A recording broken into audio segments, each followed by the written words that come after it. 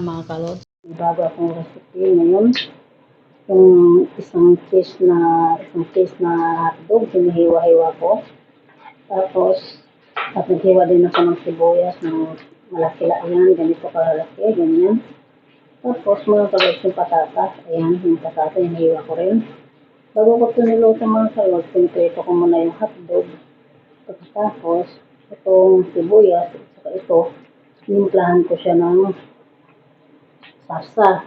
Lagyan ko siya ng, yung tomato paste. Ayan. Lagyan ko siya ng konting asukal, magic. Ayan mga kalods. Lagyan ko siya ng black pepper. Ayan. Ngayon mga kalods, pagkatapos ko itong pirtuhin, so ito, prito ko lang, piniprito ko rin ito, nagsasama ko na siya. Tapos pagkatahuli na ito, pinagsama ko tatlo. Ayan, nakasama na yung salsa na ginawa ko. Ayan, ang bago ko recipe mga kalods. Hotdog, with patata, and masala. Ayan mga kalods. Bagong foods ko ngayon. Itong bagong aking recipe. Ayan mga kalods. Tikman natin mga kalods yung ganong kasarap ang lasa.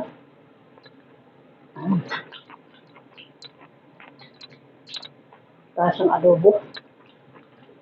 Adobo lang siya. Pero hotdog. Sarap.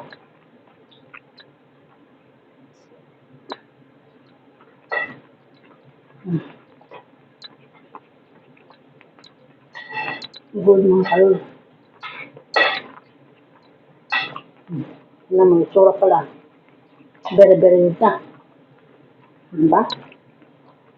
Hanggang dito na lang mga kalods. Aking ginagawang bagong recipe. Hotdog with patata and basal. Arabic food. Style ko yan mga kalods. Sarap talaga. Kahit lagyan mo siyang tinapay or kanin, sarap.